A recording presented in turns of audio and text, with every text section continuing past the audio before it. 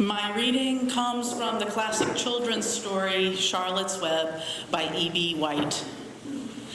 The words are a conversation toward the end of the book between Charlotte, the spider, and Wilbur, the pig, for whom Charlotte has been spinning webs to save him from slaughter.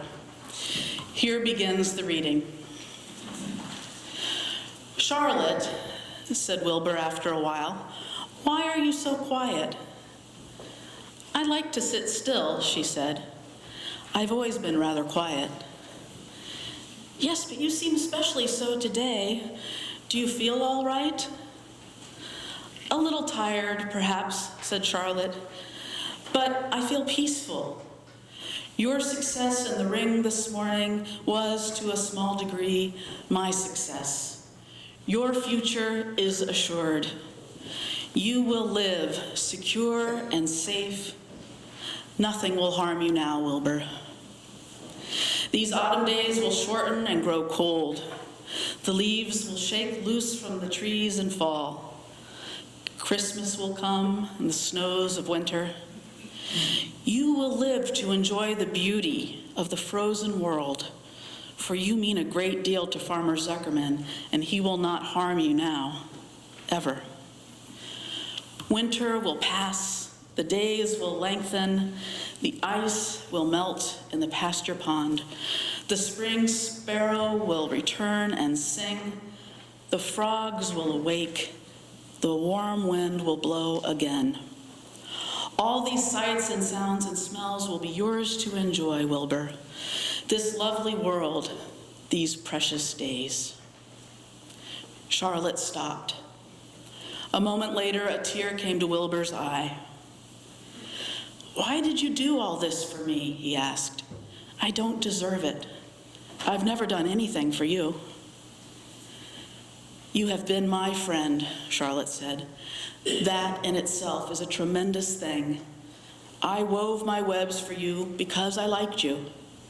After all, what's a life anyway? We're born, we live a little, we die. A spider's life can't help being something of a mess with all this trapping and eating flies. By helping you, perhaps I was trying to lift up my life a trifle. Heaven knows anyone's life can stand a little of that." Here ends the reading.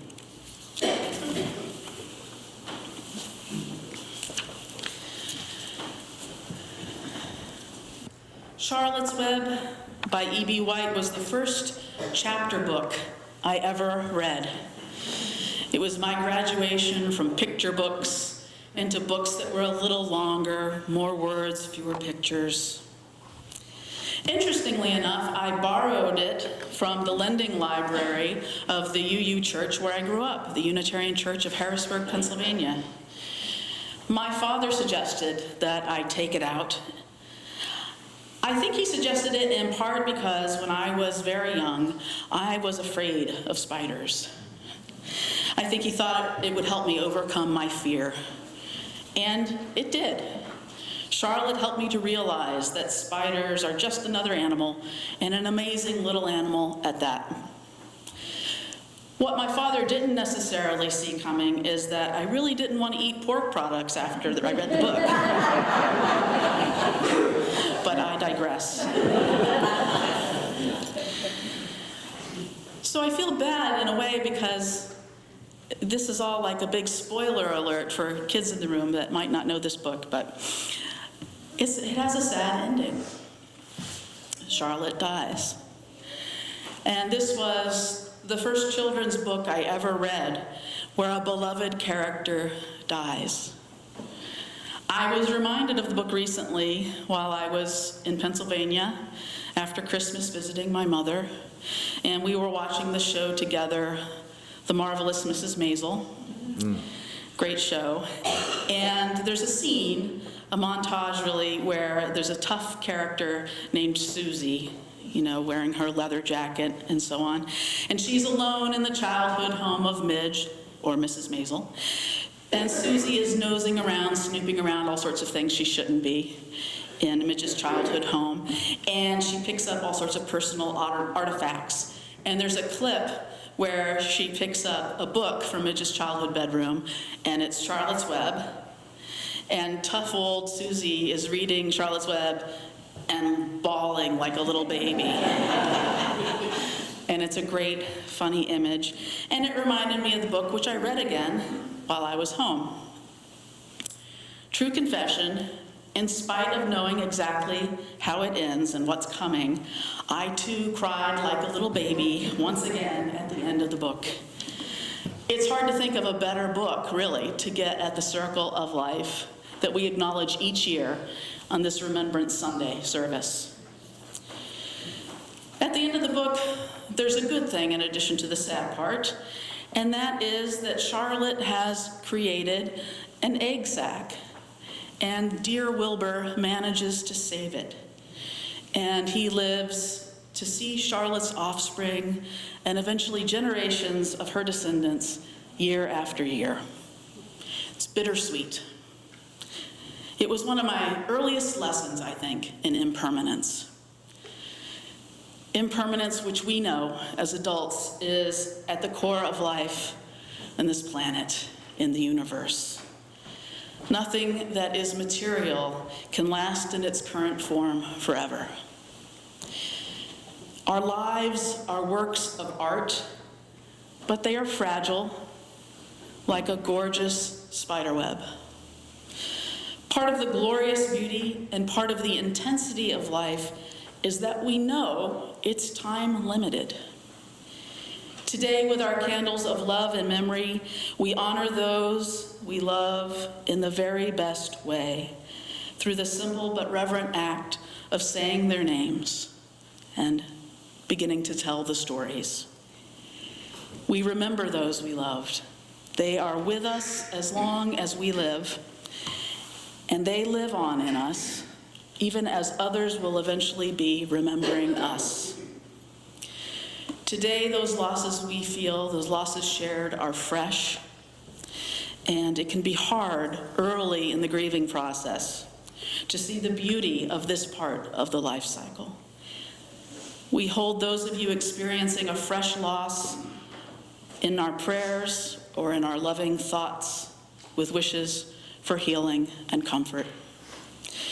We hope you will lean on us. We're here for you. We're here for each other. I think of the words of UU Minister Edward Searle, words I sometimes share in a memorial service. A human life is sacred. It is sacred in its being born. It is sacred in its living, and it is sacred in its dying. This morning, we also shared candles of hope and joy, remembering the dear babies who were born in the past year, babies in our own special circles of caring. And this is the part of the circle of life that is more pleasant to ponder, the part that brings us hope and joy as we named it today. So yes, it's a circle of life, but Charlotte's Web reminds me of another metaphor, the web of life. Today I'm thinking of the web of life as a subset of our seventh UU principle, the interdependent web of all existence. If you think of the interdependent web of all existence and put yourself in the center of it, which, after all, even for the least self-centered of us, we inevitably are at the center of our own visions. I invite you to think of the web of life as that part of the interdependent web that's immediately surrounding you. The web of life that has the connections to beloveds closest to you, and then those just beyond, many others who are acquaintances in your lives or beloveds of your beloveds.